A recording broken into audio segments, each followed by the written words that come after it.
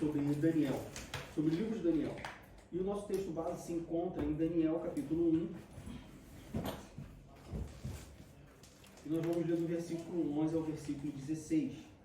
Mais especificamente, nós vamos falar sobre a atitude, ou vamos aprender sobre a atitude de Daniel e dos seus amigos. Nós já lemos essa passagem na primeira lição. Nós já conhecemos que Daniel se recusa a comer a comida do rei e pede que o chefe dos eunucos dê para ele uma dieta especial. E imagino que todos nós já sabemos o resultado dessa história, mas na lição de hoje nós vamos aprender, vamos ver o que nós podemos aprender, que lição nós podemos tirar desse episódio, dessa atitude de Daniel e de seus amigos, e não se contaminar com a comida do rei. Vamos ver o que significa contaminar, que tipo de contaminação a Bíblia está nos mostrando nesse contexto. Então, Daniel capítulo 1, nós vamos ler do verso 11 ao verso 16, que diz assim: Então disse Daniel ao despenseiro, a quem o chefe dos eunucos havia constituído sobre Daniel, Ananias, Misael e Azarias: Experimenta, peço-te, os teus servos 10 dias, fazendo que se nos deem legumes a comer e água a beber. Então se veja diante de ti a nossa aparência, a aparência dos jovens que comem a porção do manjar do rei. E conforme vires, te haja com os teus servos. E ele conveio nisso e os experimentou 10 dias, e ao fim dos 10 dias pareceram os seus semblantes melhores. Eles estavam mais gordos do que todos os jovens que comiam porção do manjar do rei. Desta sorte, o despenseiro tirou a porção do manjar deles e o vinho que deviam beber, e lhes dava legumes. Bom, não é como a gente acabou de ler, eu já falei, nós temos a passagem logo depois que Nabucodonosor invade Israel e leva cativo Daniel e seus amigos. Nós já vimos o porquê que eles foram cativos, porquê que eles foram levados cativos. Nós também já vimos que eles não foram levados cativos para trabalharem, para serem escravos, por exemplo, mas eles foram levados cativos para servirem na corte do rei. Aliás, esse é um ponto importante. Quando nós vemos o exílio babilônico por parte do povo de Israel, não foi diferente, não foi a mesma coisa e na verdade não foi nem um exílio, mas não é a mesma coisa do povo de Israel com os egípcios, no Egito. São situações diferentes, são servidões diferentes, tá? Apenas aqui no país. Quando o povo estava com Israel, quando o povo de Israel estava no Egito, ali eles eram escravos, eles trabalhavam, eles eram aceitados, eles eram, vamos dizer assim, subjugados. Não que a Babilônia não tivesse, eles não fossem subjugados, mas o ponto é que existe uma diferença entre o exílio babilônico e a escravidão do Egito. No Egito eles eram escravos. Na Babilônia, assim como o Império Persa e tudo mais, os medos, depois, quando Dario, na passagem que Daniel está na cova dos leões, já não era mais o Império Babilônico, já era o Império Medo. Ali o povo estava exilado, ou seja, eles estavam sob domínio da Babilônia, uma parte do povo estava exilado na Babilônia, mas eles não eram escravos de serem açoitados como eram nos egípcios, tá bom? Fechando esse parêntese, nós já vimos o porquê que Daniel e seus amigos, assim como outros jovens, foram levados cativos para a Babilônia. Eles foram levados cativos para servirem ao rei da Babilônia, à corte da Babilônia. E aí, quando eles chegam na Babilônia, o rei tem o chefe dos eunucos, que era a pessoa responsável na corte por cuidar desses jovens, preparar esses jovens, essas pessoas, e o eunuco vira e designa um dispenseiro, ou seja, um mordomo, uma pessoa que cuidaria da alimentação desses jovens. E quando Daniel se encontra nessa situação, a Bíblia nos mostra no versículo 11, que Daniel chega para esse dispenseiro, que era quem foi designado pelo chefe dos eunucos, ele fala: olha, assim, em outras palavras, né? Olha, a gente não quer comer essa comida, a gente não quer fazer parte desse processo. Então, vamos fazer uma prova? Dá pra gente somente legumes e água. E aí, depois de 10 dias, a gente vê como é que está a situação. Porque, no primeiro momento, o mordomo fala assim: eu não posso fazer isso com vocês, porque se vocês ficarem doentes, se vocês não tiverem na mesma qualidade, não estiverem na mesma situação dos outros jovens, a culpa vai ser minha. Não, então olha só, a gente faz uma prova de 10 dias, depois de 10 dias a gente avalia e vê qual vai ser o resultado. quando a gente analisa não só isso, mas também quando a gente olha, por exemplo, para Daniel, para os amigos de Daniel, quando eles estão perante o rei Nabucodonosor, na passagem da fornalha ardente, que eles são convidados, vamos dizer assim, né, de maneira bem educada, a não a prestar adoração ao rei, senão eles seriam jogados na fornalha ardente. Assim também como a gente vê, como eu disse, na passagem da Cova dos Leões, onde Daniel é pego, ou algumas pessoas elaboram de alguma maneira um plano para poder pegar Daniel no furo, porque Daniel orava 3 vezes ao dia, e colocar Daniel acaba indo para a Cova dos Leões. Nós vemos em todas as situações que o que marca essas passagens, ou um dos segredos de Daniel, e a gente está falando de Daniel apenas para resumir, mas certamente Daniel e seus amigos, a gente pode incluir seus amigos. O que marca e serve como segredo para as experiências de Daniel foi a sua firmeza no seu caráter. Daniel era uma pessoa, a gente pode ver no texto bíblico, olhando para Daniel, olhando de novo para os amigos de Daniel também, sem dúvida, nós podemos ver no seu caráter uma firmeza, uma posição. Ou seja, Daniel, ele acreditava em alguma coisa, ele fazia alguma coisa, ele seguia uma coisa, e aquilo estava firme no coração dele. Ele sabia o porquê que ele fazia as coisas. E essa sabedoria, essa saber por que ele tomava essas atitudes, garantia para ele uma firmeza nas suas atitudes. E por conta da firmeza nas suas atitudes, nós vemos que, apesar de passar tudo o que eles passaram, e aí aqui a gente só tem, no livro de Daniel, a gente só tem uma pincelada do que eles passaram, de fato. Mas pelo menos essas 3 passagens, as 3 experiências, nós vemos que, com base nessa firmeza no caráter de Daniel, eles conseguiram passar porque eles passaram ilesos, vamos dizer assim. A gente pode dizer que até mesmo maiores do que eles, maiores do que quando eles começaram nessa situação. Vamos lá. Qual era o problema, ou por que essa passagem, por que esse banquete do rei, essa comida do rei era um problema? O primeiro passo para a gente entender a magnitude dessa passagem, o primeiro passo para a gente entender as lições que isso nos traz, é a gente entender o porquê que é um problema. É o famoso dar um passo para trás para dar 2 passos para frente. Ou vamos olhar, né, o problema maior, vamos analisar o problema. Então, o que aconteceu ali? Bom, como eu disse, nós sabemos, o rei Nabucodonosor invade Israel e leva cativo alguns jovens de Israel. Quando eles chegam lá, é oferecido para eles um banquete, é oferecido para eles uma comida. Eles precisavam comer essa comida, essa dieta, fazer parte desse processo para que eles estivessem fortes, para que eles estivessem saudáveis, para assim começar a ser treinados e servirem na corte do rei. No entanto, nós vemos que Daniel, quando ele chega na Babilônia, ele já manifesta no seu coração não se contaminar com as coisas da Babilônia. E como que a gente pode ter essa certeza? A gente pode ter essa certeza porque na primeira situação que nos é relatada, na primeira situação que Daniel enfrenta na Babilônia, que num primeiro momento pode parecer uma coisa pequena, afinal de contas era só uma comida. No primeira situação que Daniel enfrenta, de novo, a firmeza no caráter de Daniel faz com que ele rejeite essa pequena, entre aspas, oferta, que era participar da dieta que o rei, ou que a corte do rei tinha separado. Tá? Antes de qualquer coisa, antes de qualquer, vamos dizer assim, oferta maior, Daniel ele se preocupou em manter firme nas pequenas coisas. E por que isso importa? Muitas das vezes, na nossa vida cristã, e isso vale para diversos aspectos, não só para essa contaminação com o mundo, com coisas que não agradam a Deus, mas também serve, por exemplo, quando a gente fala sobre... a gente vai falar um pouco mais sobre isso, quando a gente fala sobre se relacionar com pessoas que não professam a mesma fé, ou que não são cristãs, que não servem ao mesmo Deus. Mas muitas das vezes nós temos a visão de que nós precisamos ser firmes, ou nós nos preparamos para sermos firmes nas coisas grandes.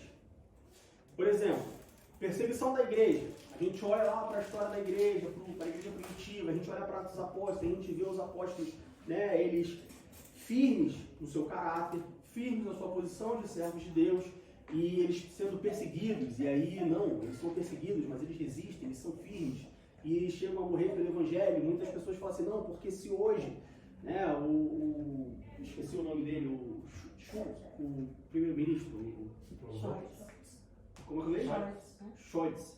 Se o Scholz baixar um decreto dizendo que não pode mais servir a Deus na Alemanha, e a polícia entrar aqui por essa porta, eu vou manter a minha posição, e se quiser me matar, me mate, porque eu vou morrer pelo amor do Evangelho. Ou seja, muitas vezes nós nos preparamos para estarmos firmes nas coisas grandes que nós podemos enfrentar, o que é uma coisa boa. Não estou falando que isso é uma coisa ruim. Só que o problema de nós só nos prepararmos para as coisas grandes é porque nem sempre acontecem as coisas grandes. Às vezes, talvez a gente pode até pensar que na maioria das vezes, as coisas grandes de fato, elas nem sempre acontecem.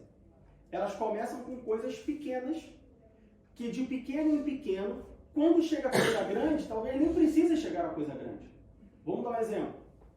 Às vezes, eu estou preparado para, se tiver um decreto do Scholz, que não pode mais servir a Deus, eu ir para Alexanderplatz com a minha Bíblia na mão e falar, não, eu sirvo ao Deus, se quiser me matar, pode me matar. Uma coisa grande. Mas eu estou tão preocupado com a coisa grande, que eu não me preocupo com as coisas pequenas, que vão me desviar da minha fé. Até que chegar um momento onde não precisa ter um decreto do Scholz dizendo que não pode mais servir a Deus, porque eu já não sirvo mais a Deus. E eu não deixei de servir a Deus porque existe um decreto, uma pena de morte para quem serve a Deus.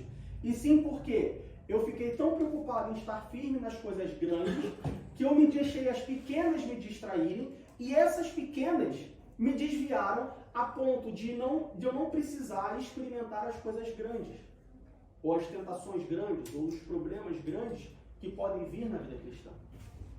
Então, por isso que nós podemos aprender muito com essa passagem de Daniel. Porque Daniel, desde o primeiro momento, ele não pensou, e aí, claro, a Bíblia não diz isso, mas analisando as atitudes de Daniel, nós podemos afirmar, nós podemos entender que Daniel não foi para a Babilônia com a cabeça de, bom, se eu chegar lá, e quando eu for dar bom dia para o rei falar, se ajoelha perante mim e me adora, aí eu não vou para aí não, porque eu só adoro ao Deus Altíssimo. Daniel, a gente pode entender que Daniel não foi para a Babilônia preocupado somente com as coisas grandes, com as aflições grandes, com os problemas grandes que ele poderia enfrentar na Babilônia. Mas Daniel foi para lá preparado para, seja grande ou pequeno, nas menores coisas ou nas maiores coisas que podem influenciar o meu relacionamento com Deus, eu vou tomar uma posição firme diante disso. Digo. Dá uma comparação não, que eu gosto de entender essa situação dessa forma. Não é exatamente sobre posição, eu não vou entrar aqui na questão que Daniel foi posto numa posição de respeito ao rei, mas você veja só, por exemplo, num trabalho, numa empresa. Antes de você subir de cargo na empresa, você já tem que demonstrar certas características que condigam com aquela posição. Por exemplo, se você almeja ser supervisor em dado setor, então antes de você ser de fato um supervisor em dado setor, você já tem que entender alguma coisa para ela. Exatamente. Só que para chegar nesse ponto, você tem que ser investir em si próprio, para aprender, correr atrás disso. Para que antes que você já seja notado por alguém que vai te colocar naquela posição. Exatamente. Porque embora você estude, isso não é antes posição. E sim que alguém lhe coloque naquela posição. Só que você não atrai essa atenção se não tiver isso. Você vê, por exemplo, Davi, que antes de ele ser de fato rei, ele se conduzia com prudência em todas as circunstâncias, com os escravos, com os servos. Ele não esperou ser rei para agir daquela forma. Ele agia daquela forma e por causa disso ele foi rei. Como se ele já tivesse comportamento de rei antes de ser rei. Exatamente. Faz isso. Exatamente. Na nossa vida cristã é assim. Muitas das vezes a gente espera estar numa posição para tomar uma atitude, quando na verdade são as nossas atitudes que nos levam para a posição. Mas a gente não entende isso. Quando a gente olha para Davi, nós vemos que antes deles precisarem dizer não ao rei, eles já tinham tomado uma posição, estavam firmes de que tudo que eles precisavam, ou a primeira coisa que eles precisavam, era dizer sim a Deus. Às vezes nós invertemos essa ordem. Às vezes nós esperamos chegar a uma situação onde nós precisamos dizer não ao rei para dizer sim a Deus. Só que se nós, a lição de hoje nos mostra, no exemplo de Daniel, é que em algumas situações, não vou dizer em todas as vezes, mas grande parte das vezes, se nós dissermos primeiro sim a Deus, não chega, muitas das vezes, uma situação onde nós precisamos dizer não ao rei. E aí, rei, aqui não estou falando rei, a pessoa, assim, né? Quando nós falamos sim a Deus primeiro, nós não precisamos chegar a falar não para as outras coisas. Porque o sim a Deus nos conduz por um caminho que muitas das vezes, não estou falando sempre, mas em algumas vezes, em algumas situações, falar sim a Deus nos conduz por um caminho que nos afasta ou nos previne de ter que dizer não ao rei. Aconteceu com Daniel na cova dos leões, ao contrário, por exemplo. Ele disse sim a Deus e mesmo assim ele teve que dizer não ao rei. Mas nesse exemplo que nós estamos, nessa passagem que nós estamos estudando hoje, dizer sim a Deus em primeiro lugar fez com que Daniel fosse conduzido por um caminho onde ele não precisava chegar diante do rei e falar: rei, não vou comer com você. Tudo por causa da posição firme que Daniel tomou.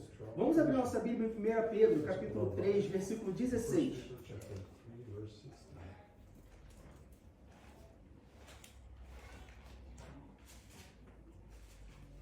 Olha a importância de nós termos uma fé firme, sincera e centrada em Deus, independente se é uma coisa grande ou uma coisa pequena que nós estamos experimentando. 1 Pedro capítulo 3, versículo 16. Diz assim: tendo uma boa consciência, para que, naquilo em que falam mal de vós, como de malfeitores, fiquem confundidos os que blasfemam do vosso bom procedimento em Cristo.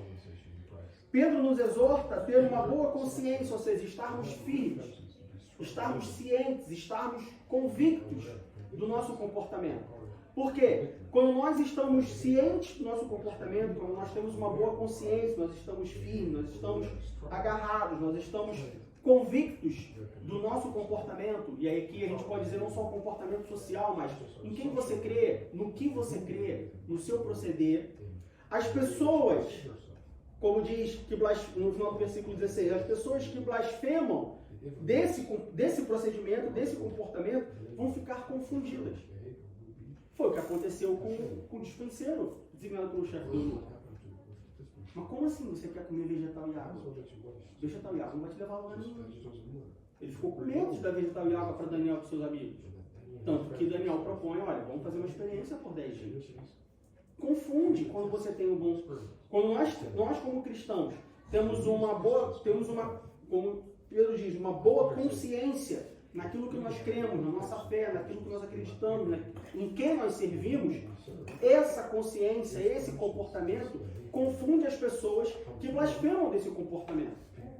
Como assim? Está doente, mas vai orar para Jesus curar? Como assim Jesus curar? Não é só tomar um remédio? Sim, às vezes é só tomar remédio, mas às vezes não, Jesus tem que curar. Não porque seja uma doença incurável, mas porque pela cura de uma dor de cabeça, a cura de uma dor de cabeça pode simplesmente servir como testemunho do poder de um Deus Todo-Poderoso. Alimentar a fé, tanto minha, poxa, eu estava com uma dor de cabeça chata, mas eu estava com preguiça de ir na rua comprar um remédio. Eu orei e Deus me curou. Quanto da igreja, meus irmãos, eu estava com uma dor de cabeça crônica, que remédio nenhum passava e Deus me curou. Então, nós vemos a importância de ter uma fé firme, antes que as coisas chegam até nós. De novo, algumas vezes nós entendemos que nós precisamos ter uma fé firme para quando nós enfrentarmos as situações. No momento que nós enfrentamos as situações. Com Daniel nós aprendemos que ter uma fé firme sempre, antes que vejam as situações, muitas das vezes faz com que nós não enfrentamos as situações por conta da fé firme que nós tivemos anteriormente. Vamos também para 1 Pedro capítulo 5, versículo 9.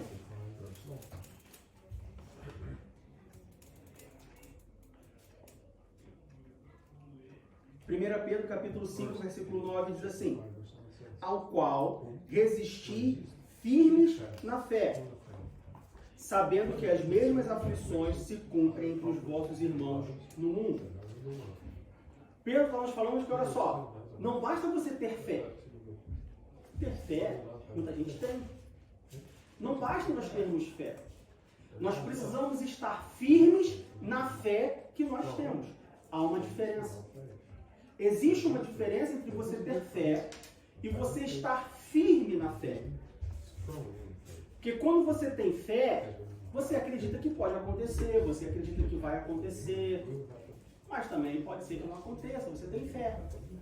Quando você está firme, apegado na fé, você tem certeza absoluta que vai acontecer. É diferente quando você está firme na fé. Ter só fé não basta. É preciso estar firme na fé. E firme na fé nos implica a ser firme nas coisas grandes e nas coisas pequenas. Quando a gente olha, por exemplo, Daniel, nós vemos que Daniel estava firme na fé. Ele estava com fé, ele estava firme de que se ele chegasse na Babilônia e tivesse que dizer não na cara do rei, ele faria isso. Assim como seus amigos fizeram na fornalha ardente. Assim como ele próprio fez, não com o rei Nabucodonosor, mas com o rei Dario, o Medo, alguns anos depois. Mas firme na fé, também o deu a garantia, trouxe a ele a garantia, a certeza de que até mesmo nas coisas pequenas são inegociáveis. Não há negociação, até mesmo com as coisas pequenas. Quando nós nos preocupamos somente com as coisas grandes, nós tendemos a negociar as coisas pequenas. Isso acontece, por exemplo, sabe aonde? Na justiça. Quando você vai para uma corte de justiça, é muito comum você ter negociações para coisas pequenas, crimes pequenos.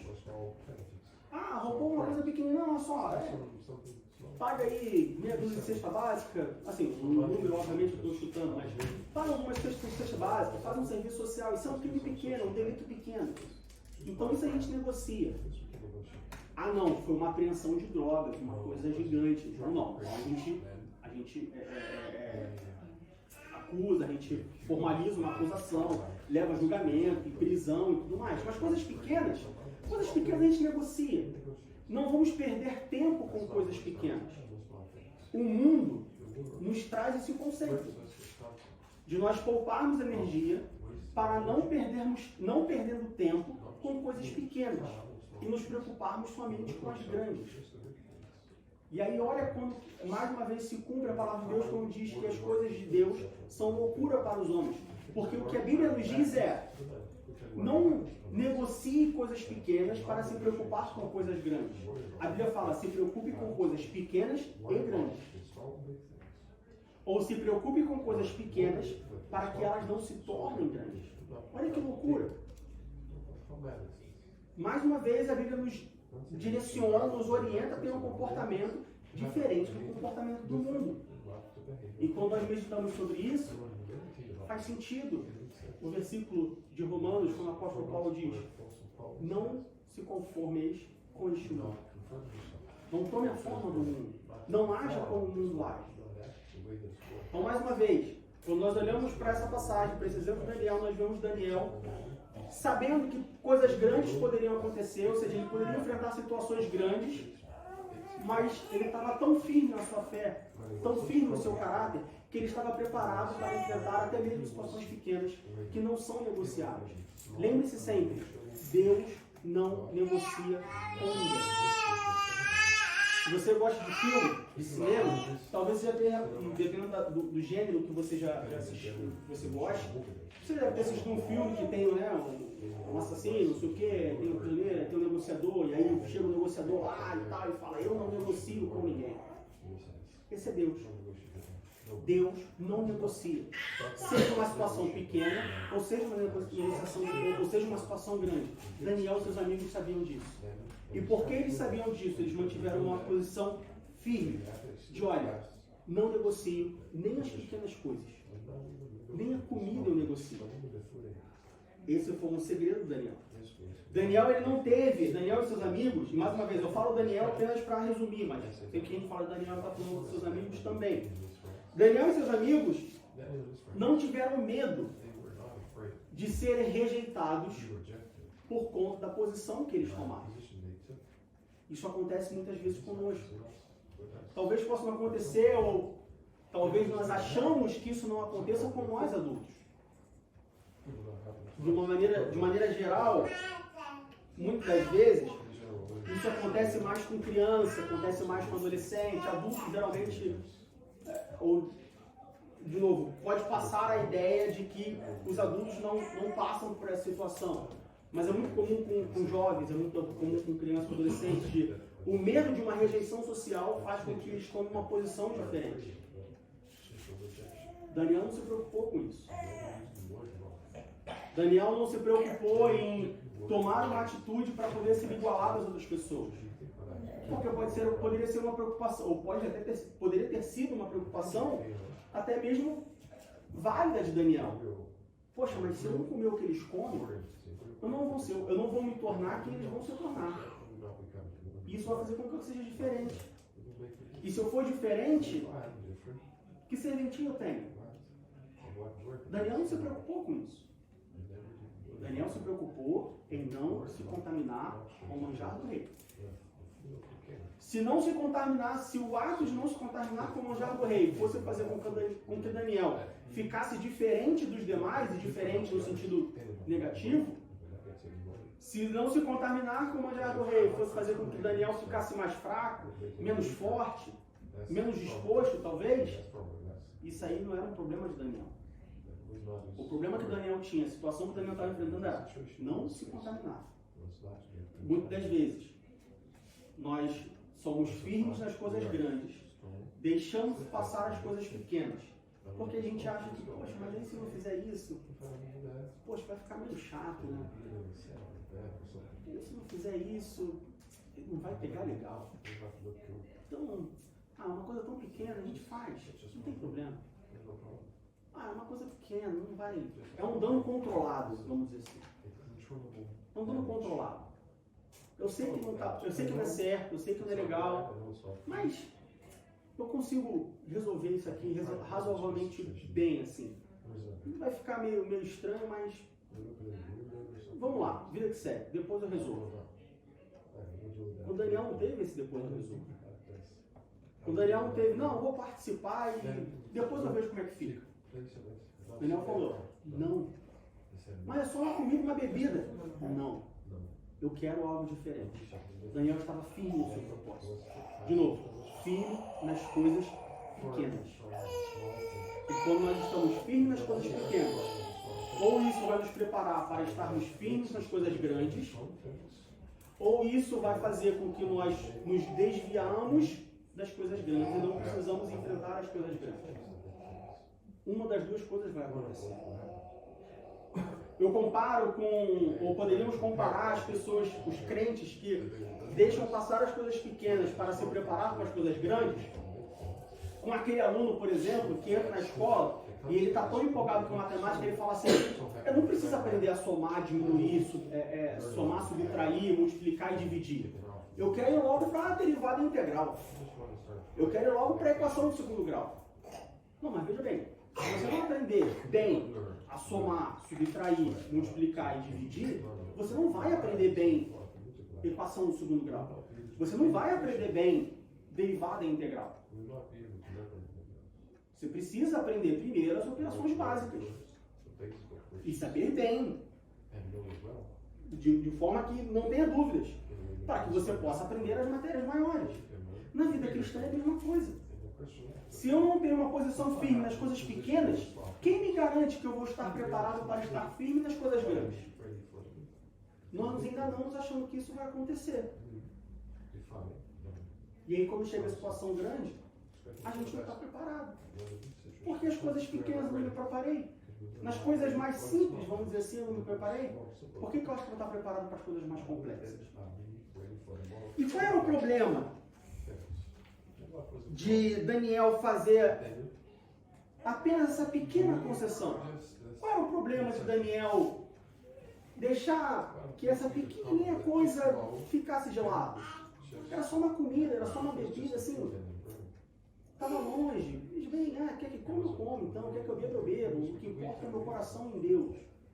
Qual era o problema disso acontecer? Gálatas capítulo 6, versículo 7. Gálatas capítulo 6, versículo 7. O apóstolo Paulo nos diz qual é o problema de nós não nos preocuparmos em estarmos firmes nas pequenas coisas. Gálatas capítulo 6, versículo 7, o apóstolo Paulo diz assim: não erreis, dois pontos. Sempre que nós estudarmos a Bíblia, assim, você não pode estudar a Bíblia somente entendendo o idioma da Bíblia. Então, eu sei português, vou estudar a Bíblia porque eu sei ler em português. Não. Para estudarmos a Bíblia, nós precisamos entender também de gramática. Nós precisamos entender também do idioma que nós estamos estudando a Bíblia. Por que isso? O que a gramática vai me ajudar ao estudar a Bíblia? A Bíblia é uma palavra de Deus? Deus não está preocupado com gramática. Não, mas olha só, nós precisamos entender de gramática para a gente entender o que está sendo falado. Paulo diz, não erreis, dois pontos. O que Paulo está fazendo aqui? Ele está chamando a atenção. Ele está falando, olha só, não erreis. E tem uma pausa, dois pontos, tem uma pausa. Não erreis sobre o que eu vou falar agora. Não erreis sobre o que eu estou prestes a te dizer. Paulo está chamando a atenção. Não é não erreis, vírgula. Não é não erreis, blá, blá, blá, blá, blá, blá, blá. Não é não erreis. Dois pontos. Gramaticalmente, faz diferença não ter pontuação, ter dois pontos, ter uma vírgula. Nós precisamos entender isso quando nós estudamos a Bíblia. Seja português, ou seja inglês, ou seja alemão, ou seja qualquer outro idioma. Toda língua tem a sua gramática. Então Paulo está falando aqui, não erreis. Dois pontos. Você tem a minha atenção agora, leitor da Bíblia? Então eu vou te falar que você não pode errar. Deus não se deixa escarnecer. Porque tudo que o homem semear, isso também se fará. Isso é uma coisa importante para nós. Paulo diz, não erreis. Dois pontos. Deus não se deixa escarnecer. Deus não se deixa ser zombado. Deus não se deixa ser ignorado. Deus não se deixa ser tolerado. Deus não se deixa escarnecer. Tudo que o homem semear, isso também se fará. Mais uma vez, quando nós estudamos a Bíblia, quando nós lemos a Bíblia, nós precisamos fazer isso de forma consciente, meticulosa, cuidadosa. O apóstolo Paulo usa as palavras tudo. Tudo significa tudo. Isso nos mostra que tudo que nós semearmos, sejam coisas grandes ou sejam coisas pequenas, nós também ceifaremos. Sejam coisas grandes ou sejam coisas pequenas. Quando Paulo fala tudo, Paulo está falando assim, olha só, se você semear, continuar orando ao seu Deus 3 vezes por dia, ignorando o decreto que fizeram para não adorar outros deuses e adorar somente ao rei Dario, senão você será jogado na cova dos leões, você precisa semear isso. Porque se você semear isso, quando você sair da cova dos leões no dia seguinte, você vai ganhar ainda mais a confiança do rei. O nome de Deus vai ser glorificado e você vai ser o segundo do rei. Quando Paulo fala, tudo que semear também se fará, Paulo está dizendo assim, olha só, você deve semear, inclusive, chegar na frente do rei Nabucodonosor, aquele que te levou cativo, aquele que invadiu o seu país, o seu povo, que levou o seu povo cativo, que tem a ordem de te mandar matar, e quando ele falar para você, olha só, dobra o seu joelho e me adora, você fala assim, não, eu só adoro ao Deus. E quando ele fala assim, se você não fizer isso, eu vou te jogar numa fornalha ardente, e eu vou aquecer essa fornalha 7 vezes mais, você fala, pode aquecer, meu amigo. Eu vou continuar adorando somente ao meu Deus. Porque se você semear isso, quando você sair da fornalha ardente, o nome de Deus será glorificado. Quando Paulo fala, tudo que semear também se fará, Paulo está falando, olha só, quando você chegar numa terra estrangeira, que tiver algo, uma comida, uma bebida, que não esteja conforme aquilo que você aprendeu do seu Deus, e você negue, você vai semear que, mesmo comendo legumes e água, depois de 10 dias, você vai estar mais forte, mais preparado, mais saudável do que as pessoas que comeram aquela comida. É tudo. Tudo é tudo. Tudo não é uma parte. Todos nós aqui, a maioria de nós somos pais e mães. Quando você está com seu filho na mesa da comida, não sei se já passaram por essa situação, e aí a criança não pode começar a falar assim, olha só, você vai comer tudo. Comer tudo não significa comer só a carne. Vamos imaginar um prato de arroz, feijão, carne e batata. Comer tudo não é comer só a carne. Comer tudo não é deixar meia dúzia de arroz, de grão de arroz. Não, tudo é tudo. 100%. Se falta um pedaço, uma coisa pequena que seja, então não é mais 100%. É 99,9999999. Tudo é tudo. Tudo que nós semearmos, nós também ceifaremos. Daniel sabia disso. Apesar de Daniel ter vivido, ou a passagem de Daniel ter sido vários anos, antes de Paulo escrever a igreja da Galácia, Daniel sabia disso. Ele sabia que tudo que ele semeasse, ele também ceifaria. Daniel sabia que se ele semeasse coisas grandes, ele ceifaria coisas grandes. Mas se ele semeasse coisas pequenas, ele ceifaria coisas pequenas também. Isso fez com que Daniel se mantivesse firme no seu caráter, até mesmo nas coisas pequenas, porque ele sabia que tudo que nós semeamos, nós também colhemos. Até mesmo as coisas pequenas. Até mesmo as coisas que parecem inofensivas. Até mesmo as coisas que parecem que são apenas pequenas concessões que não vai trazer nenhum mal maior. Não importa se vai trazer um mal maior ou menor, o que importa é que vai trazer um mal. A gente não aprende na escola dominical, as crianças não aprendem na escola dominical, e se você cresceu na igreja, muito provavelmente você aprendeu também que não existe pecadinho e pecadão. Veja bem, não existe pecadinho e pecadão, existe pecado. Pecado é pecado. A diferença é a consequência do pecado. Da mesma forma que não existe pecadinho e pecadão, não existe pequena concessão ou grande concessão perante Deus. Concessão é concessão. Abrir mão é abrir mão. Não existe pequeno ou grande. E qual era o problema de Daniel não se contaminar? Diego, mas entendi, bacana, legal, estar firmes, Paulo, não erreis, que o homem semear, também ceifará, mas uma coisa que eu nunca entendi, você pode falar assim, uma coisa que eu nunca entendi, Diego, é qual é o problema? É só uma comida. Qual é o problema da comida? Qual é o problema da bebida? Vamos lá. Levíticos capítulo 17, versículo 11. Levíticos capítulo 17, versículo 11.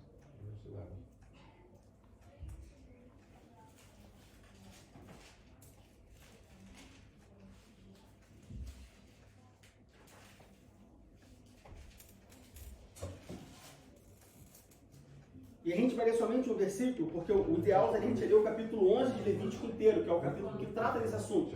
Mas a gente não tem como ler o capítulo 11 de Levítico inteiro. Então a gente vai ler somente o 17, versículo 11, e aí a gente vai pegar, né, o gancho para essa explicação. Levítico capítulo 17, versículo 11 diz assim: porque a alma da carne está no sangue, pelo que vou tenho dado sobre o altar para fazer expiação pela vossa alma, porquanto é o sangue que fará expiação pela alma. Esse versículo ele está especificamente numa passagem onde Deus dá a direção, e o livro de Levítico fala, né, ele trata basicamente sobre a lei que Deus estava dando ao povo através de Moisés. E essas leis nós já estudamos aqui, são leis sociais, cerimoniais, né, espirituais, enfim, toda a lei, tudo aquilo que o povo deveria, a maneira como o povo deveria viver. É sempre importante a gente lembrar que o povo não sabia ser povo, eles tinham sido escravos por 400 anos, por diversas gerações. Então, quando o povo sai do Egito, o que sai do Egito são uma multidão de escravos que nunca foram uma nação. Então eles precisavam ser uma nação. Um dos propósitos deles passarem esse período no deserto é para que Deus preparasse o seu povo para que o seu povo pudesse ser uma nação. E parte de uma nação, parte integrante de uma nação são as suas leis, são as suas convicções, é a maneira como eles vão agir, em todos os aspectos.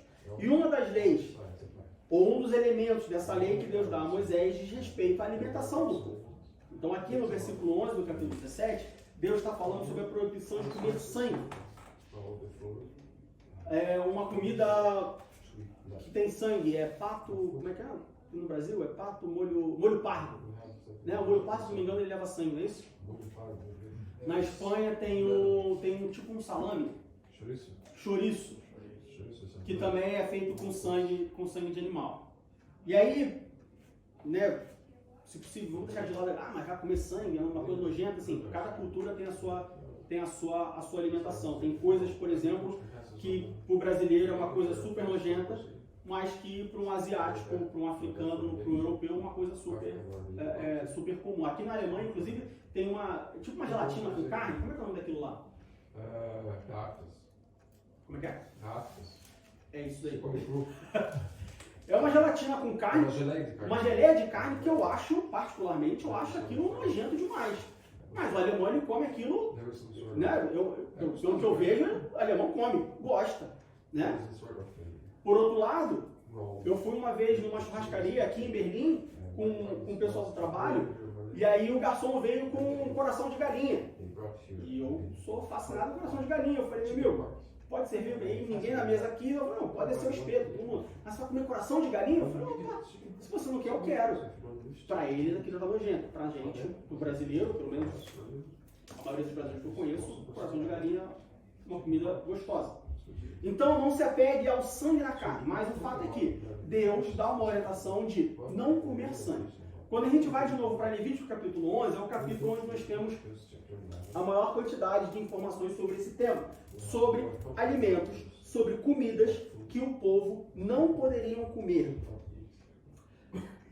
Leis alimentares que Deus deu ao seu povo.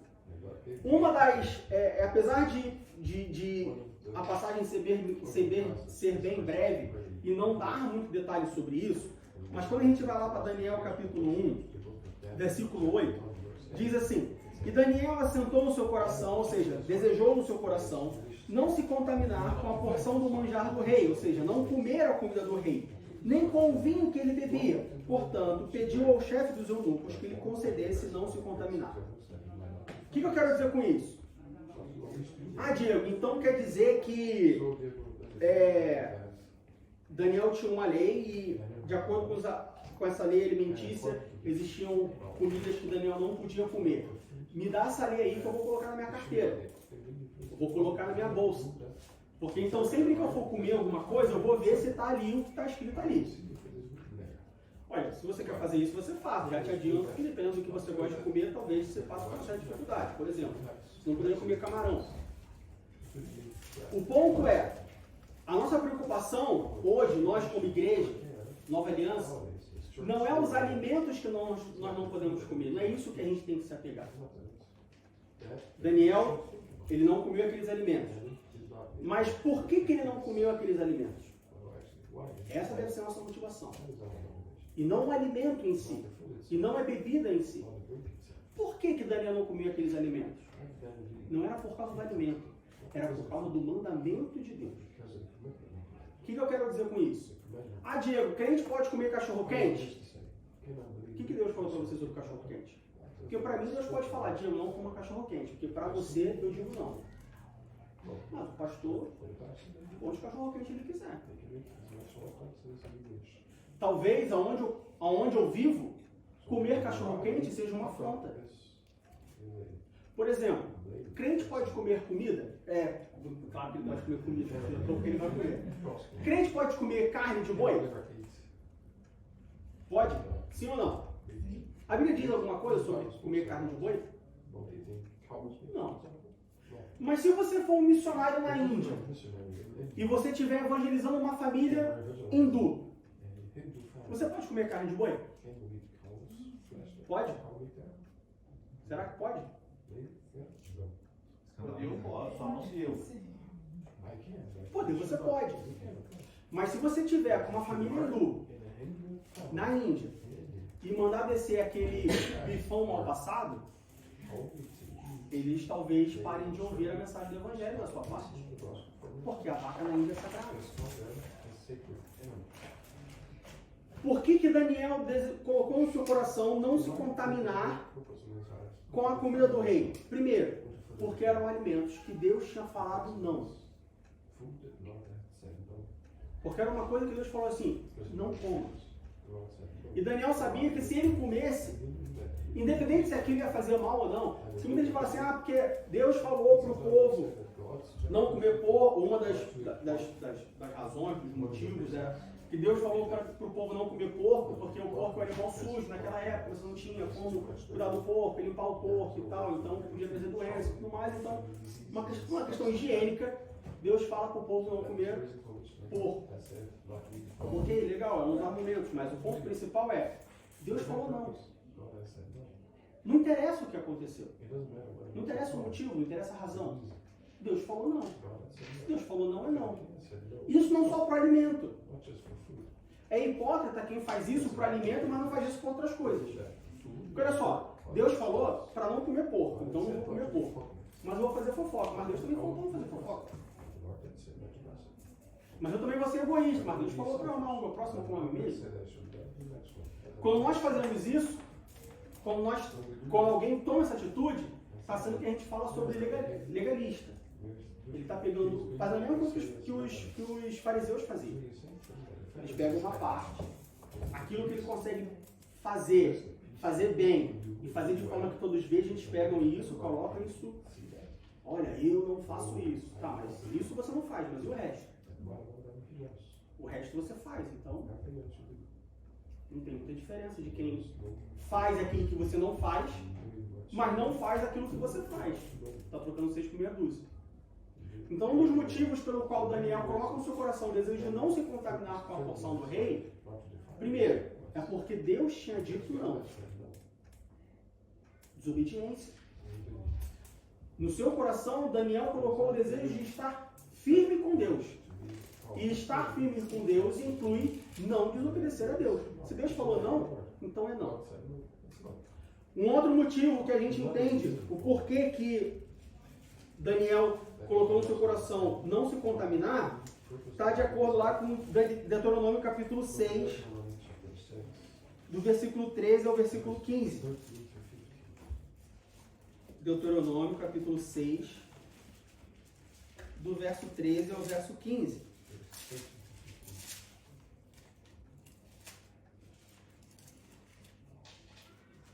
Deuteronômio capítulo 6, do verso 13 ao verso 15, diz assim: O Senhor teu Deus temerás, e a Ele servirás, e pelo seu nome jurarás.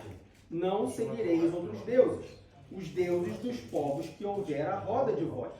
Porque o Senhor teu Deus é um Deus zeloso no meio de ti, para que a ira do Senhor teu Deus se não acenda contra ti e te destrua de sobre a face da terra. Diego, mas aqui não está falando de comida. Sim, não está falando de comida. Mas no versículo 14 diz: Não seguireis outros deuses, os deuses dos povos que houver à roda de vós.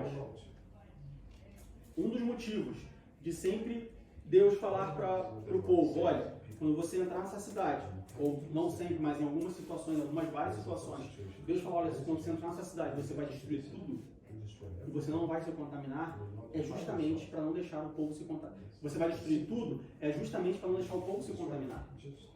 Um outro motivo pelo qual Daniel diz não ao banquete do rei, não era porque ele não gostava da comida, mas porque possivelmente essa comida passava por um rito de adoração aos deuses babilônicos. Idolatria. Daniel sabia disso. Então não era porque Daniel não gostava da comida, não era porque Daniel era vegano. Não, é porque aquela comida, muito possivelmente, passava por um rito pagão, passava por um rito aos deuses babilônicos. E Daniel sabia que se ele comesse aquela... Mas é só uma comida, ele não tem nada a ver. Mas só uma comida que chegou até ele. Ele não estava lá no ritual, ele não estava lá oferecendo a comida, ele não estava lá participando de tudo. Não, chegou a comida. Sim, mas ele era parte daquilo.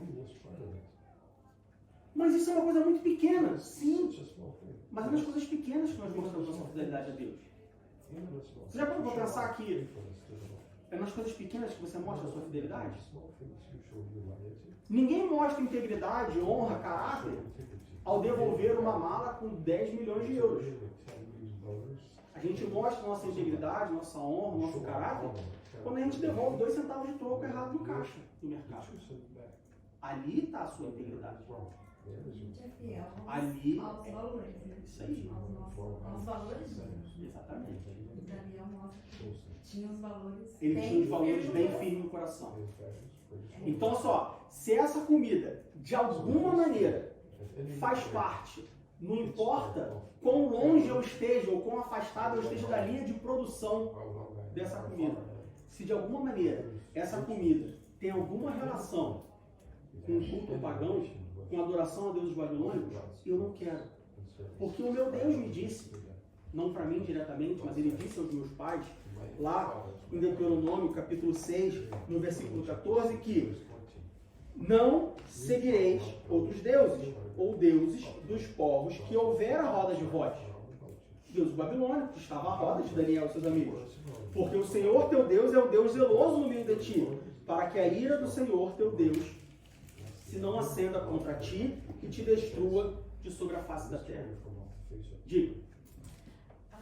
Eu queria saber, tipo, tem comidas que são comidas tipo halal, sei lá, Que são o quê? carnes.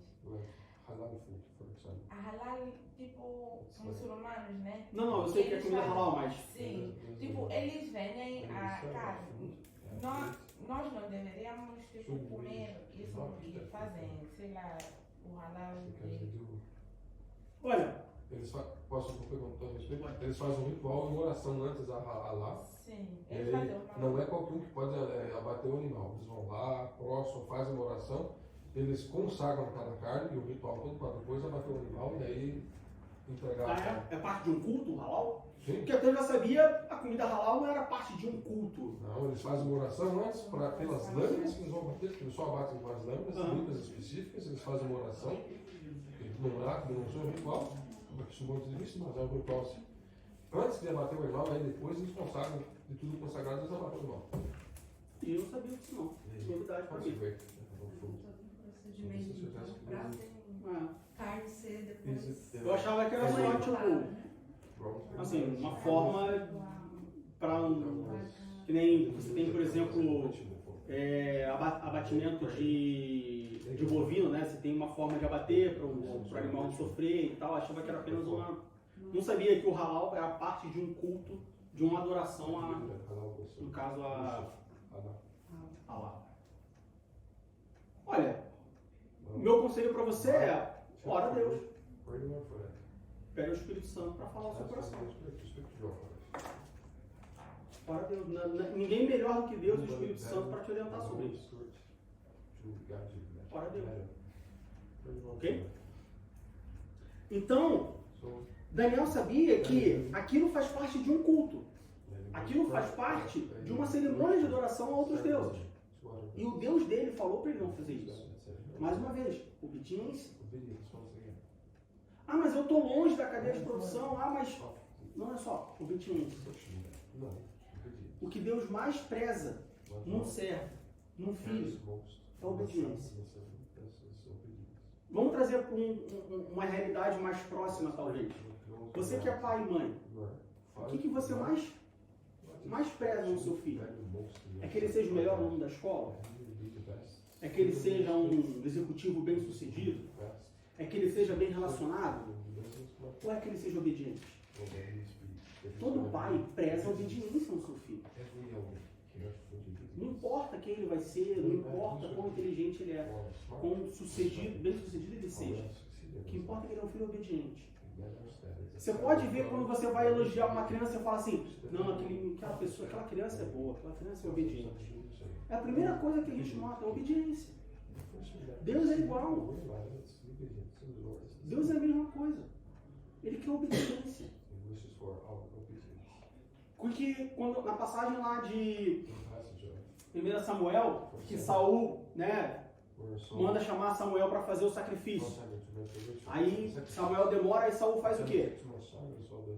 Quem sabe dizer? Saul vai lá e fala assim, não, está demorando muito.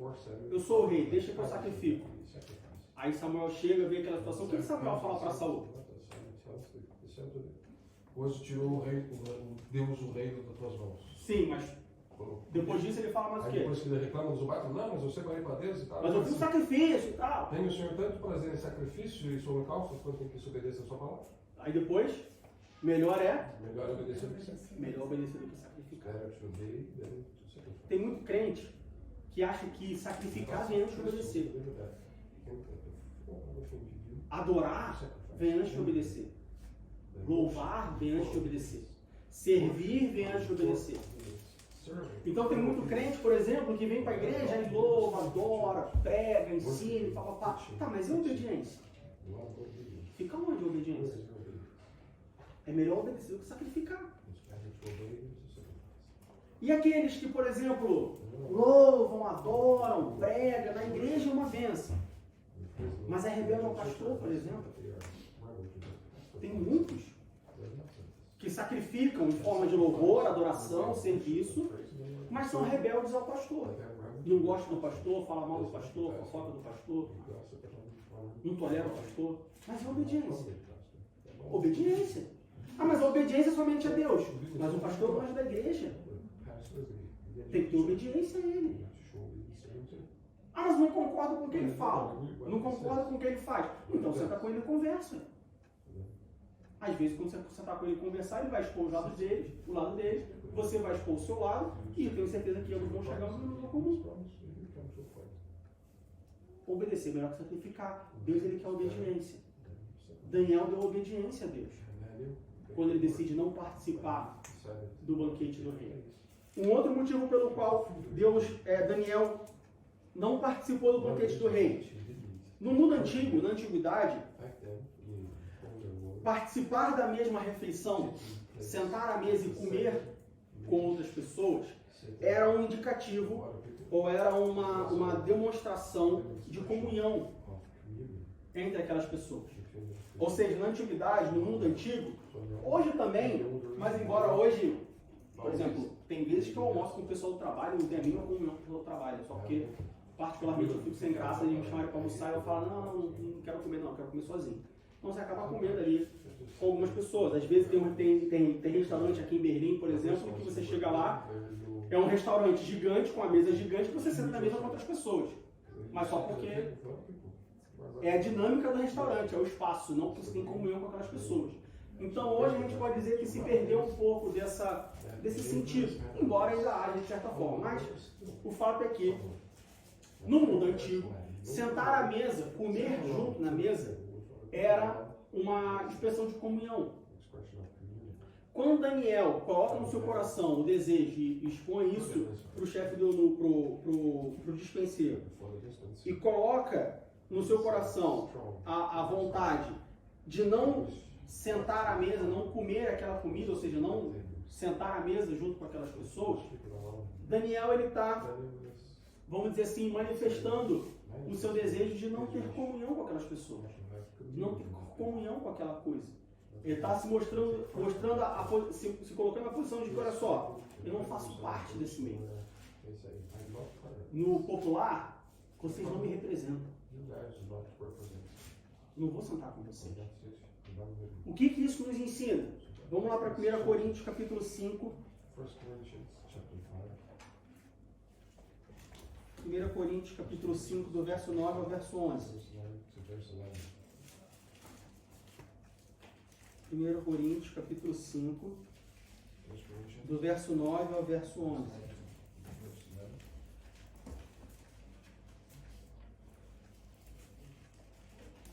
Primeiro Coríntios capítulo 5, do verso 9 ao verso 11, diz assim: Já por cá vos tenho escrito que não vos associeis com os que se prostituem, Isso não quer dizer absolutamente com os devassos desse mundo, ou com os avarentos, ou com os roubadores, ou com os idólatras, porque então vos seria necessário sair do mundo. Mas agora escrevi que não vos associeis com aquele que, dizendo-se irmão, for devasso, ou avarento, ou idólatra, ou maldizente, ou beberrão, ou roubador, com tal nem ainda comais.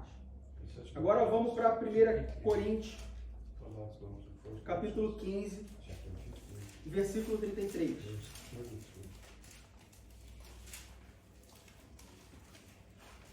Esse versículo resume, vamos dizer assim, 1 Coríntios 5, 9 a 11.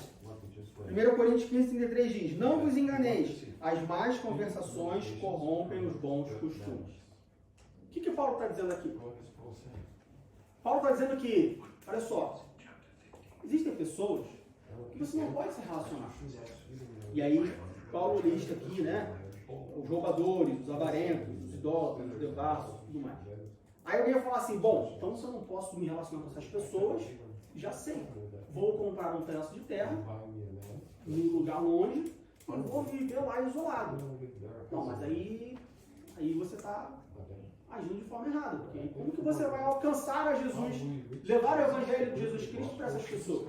Como que você vai ser sal da terra e luz do mundo? Como que você vai ser testemunho do Evangelho?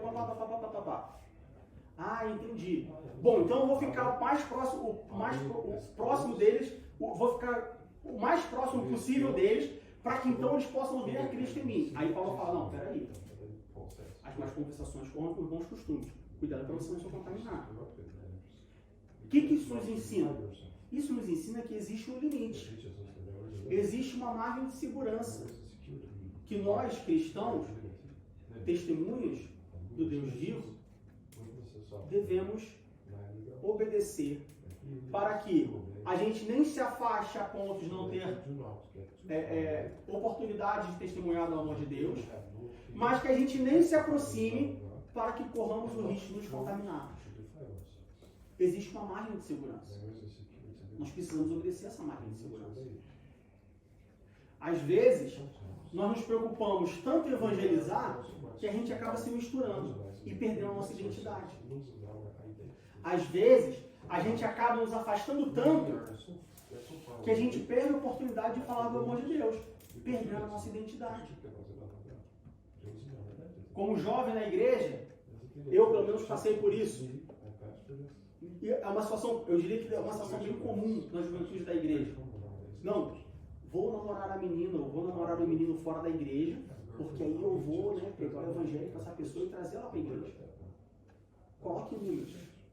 A quantidade de pessoas, de cristãos, crentes, jovens cristãos, que namoram ímpios e colocam num gráfico a quantidade de casos que dá certo, ou seja, que levam o ímpio para a igreja, e a quantidade de casos que dá errado, ou seja, o jovem da igreja sai e vai para o mundo.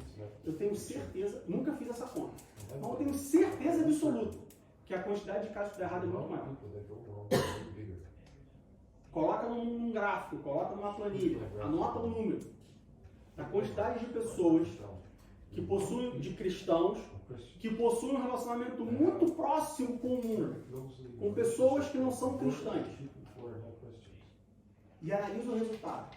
A quantidade de pessoas que são alcançadas por evangelho e vão para a igreja, ou a quantidade de pessoas que acabam se desviando da igreja e vão para o mundo.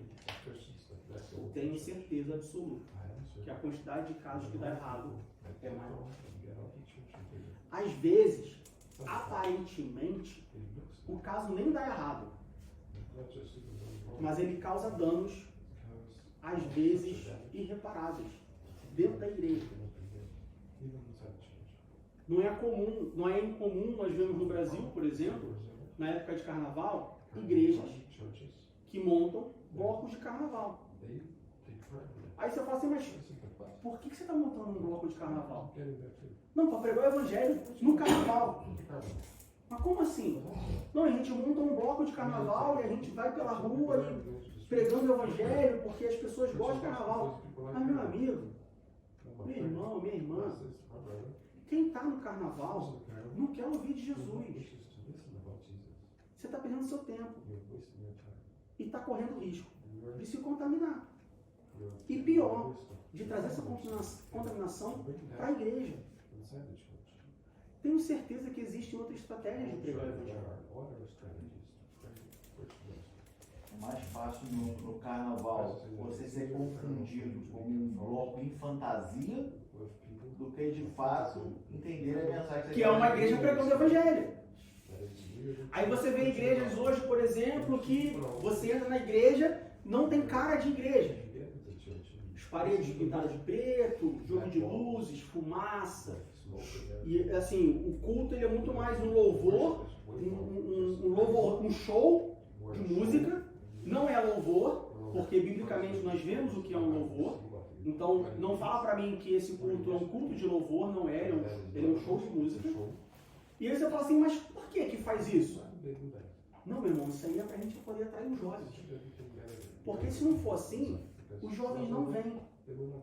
Meu irmão, minha irmã, não é porque você atrair um jovem do jeito errado que ele vai ficar pelo motivo certo. Quem entra na igreja, se não for com Jesus, vai sair. Não adianta. Se um jovem entra na igreja porque ele sente um ambiente legal, bacana, ao invés de ele ir para uma boate, ele vai para a igreja, ele não está ali por Jesus Cristo. É o motivo errado. Mas qual o problema de eu fazer isso? O problema é que quando você faz isso, você traz o mundo para dentro da igreja, ao invés de levar a igreja para o mundo. E quando você traz o mundo para dentro da igreja, você danifica a igreja. Quando você traz o mundo para dentro da igreja, você afeta a igreja.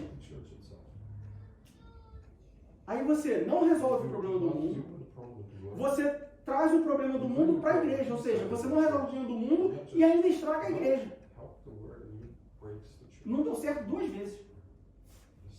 Porque se não resolvesse o problema do mundo, mas a igreja permanecesse firme, aí tudo bem. Você sai no 0-0. Mas não. Você sai com uma derrota. Porque nem resolve o problema do mundo e ainda traz problema para a igreja. De que adiantou? Daniel, quando coloca no seu coração o desejo de não ter comunhão com aquelas pessoas, de se separar daquelas pessoas, Daniel estava preocupado de, bom, eu posso ter comunhão e ganhar elas, mas eu posso ter comunhão e me perder. Então eu vou me manter firme e quando der, quando tiver uma oportunidade, eu tento ganhar elas. Quando a gente lê a história de Daniel, a gente vê que deu certo, não deu certo? Deu certo. Imagina se Daniel pensasse assim, bom, eu oro 3 vezes ao dia. Tem um decreto que eu não posso orar. Então vamos lá. Ou eu continuo orando e gero descontentamento, que pode me trazer um problema e uma resistência de ouvir a palavra do meu Deus. Ou já sei, eu deixo de orar para eu ficar bem com o rei. E quando eu ficar bem com o rei, eu me aproximo do rei. Quando eu ficar perto do rei, eu falo de Deus para ele.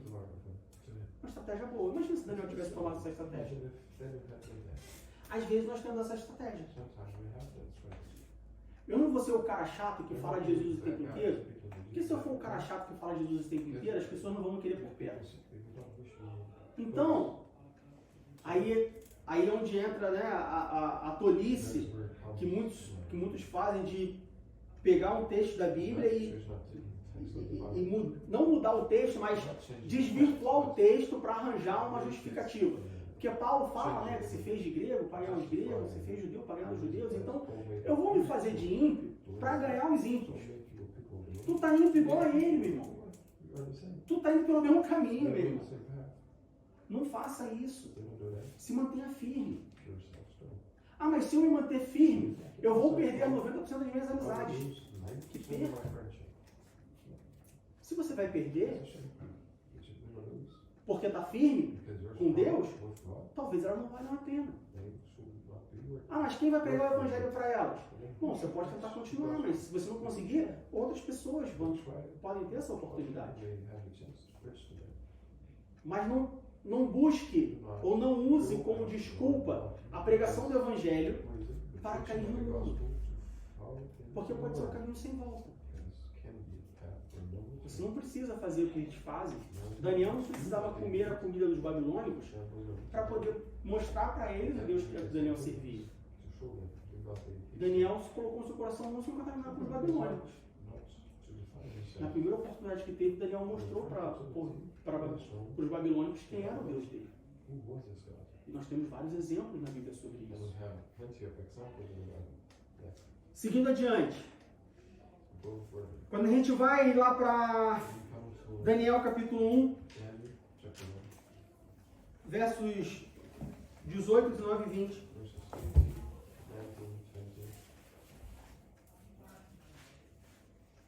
Diz assim: E ao fim dos dias em que o rei tinha dito que os trouxessem, o chefe dos eunucos os trouxe diante de Nabucodonosor. E o rei falou com eles, e entre todos eles não foram achados outros tais como Daniel, Ananias, Misael e Azarias. Por isso permaneceram diante do rei. E em toda a matéria de sabedoria e de inteligência, sobre que o rei lhes fez perguntas, os achou 10 vezes mais doutos do que todos os magos ou astrólogos que havia em todo o seu reino. Algumas explicações. Primeiro, quando a Bíblia fala sobre magos e astrólogos aqui, não são magos e astrólogos 2024, tá? Então aqui não é que tinha uma pessoa lá que ficava olhando todo dia e mandava: Ei, hoje quem é do signo de peixes vai chorar 3 vezes. Hoje quem é do signo de gêmeos vai comer... Não. Magos e astrólogos na Bíblia não são magos e astrólogos 2024. Esse é o primeiro ponto. Segundo, a palavra de Deus diz que depois dos 10 dias, trouxeram os jovens perante o rei. E eles eram 10 vezes mais do que as outras pessoas. A posição que eles tomaram de estarem firmes diante daquilo que eles criam, diante daquilo que eles aprenderam, diante ao Deus que eles serviam, não fez com que eles se igualassem àqueles que não fizeram o que eles fizeram. Aqueles que seguiram a programação estabelecida pelo rei. Eles não foram igualados. Eles foram 10 vezes mais. No versículo 18 diz, no versículo 9 diz que quando trouxeram, não foram achados outros como Daniel, Ananias, Misael e Azarias. Não tinha outros iguais. Isso significa que eles estavam melhores. Por que aconteceu isso? Nós lemos lá Paulo, quando falou: olha, o que você semear, você também vai colher. Deus é fiel. Mas Deus só é fiel com quem é fiel a Ele.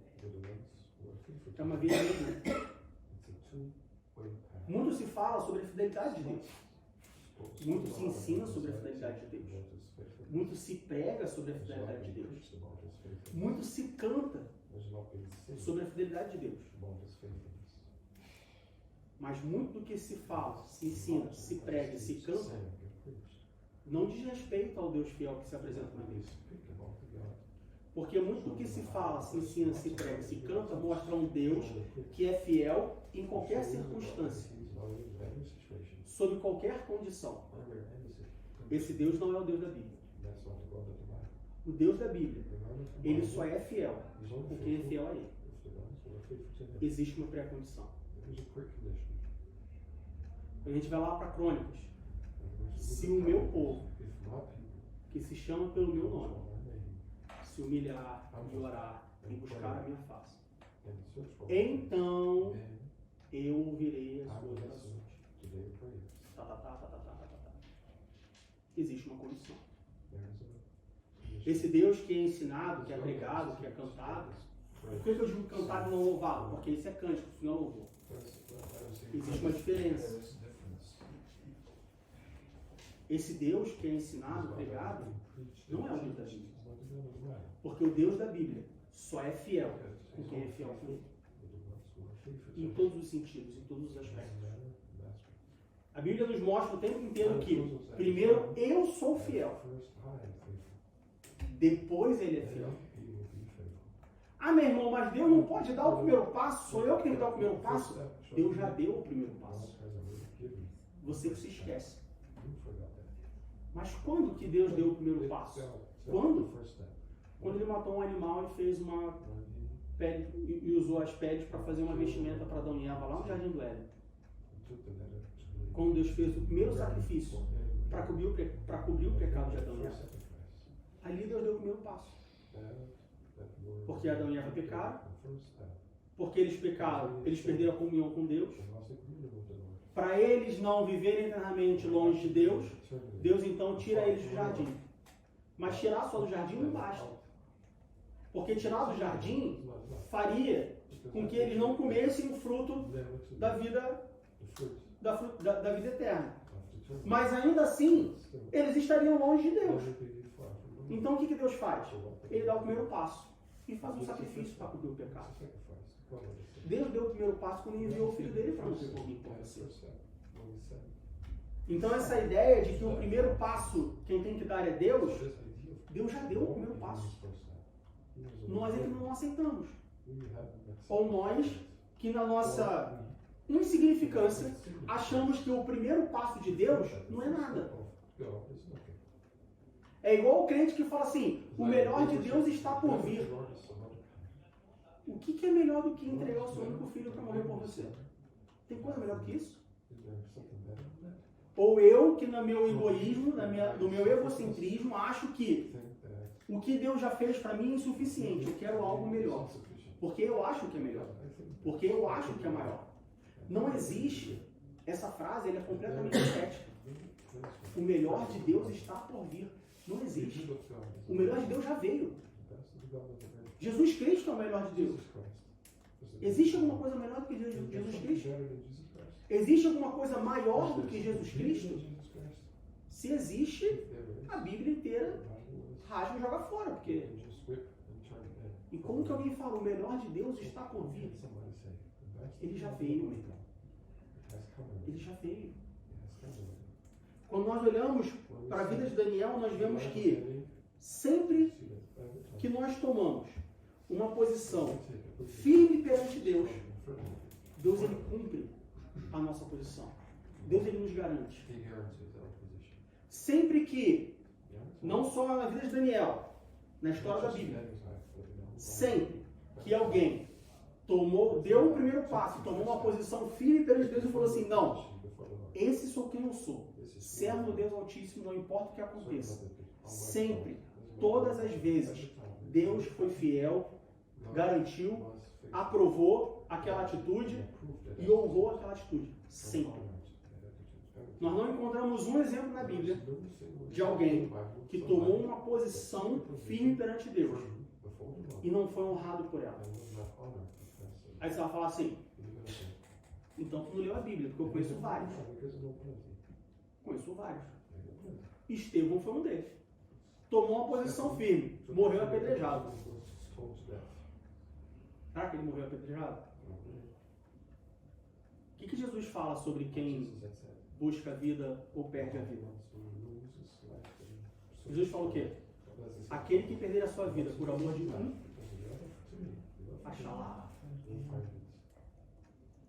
Estevão deixou de viver nesse mundo apedrejado, mas ele vive eternamente com Deus.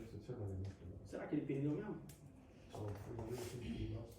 Eu acho que ele ganhou. Ah, mas Pedro foi crucificado. Diz a história, crucificado de cabeça para baixo. Ah, mas Paulo foi decapitado. Ah, mas João foi não sei o quê. Mas olha só. A palavra de Deus diz que isso vai acontecer. É regra do jogo. Se você acha que isso não vai acontecer, você não leu o contrato certo quando você assinou o contrato com Jesus Cristo. Isso vai acontecer. Mas de qualquer maneira, Deus honrou o compromisso deles. A prova disso é que eles estão aguardando a ressurreição dos mortos, a transformação dos santos, para que no grande dia todos juntos participem da boda do Cordeiro.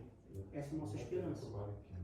Essa é a compensação de quem tem uma posição firme e constante perante o nosso Deus.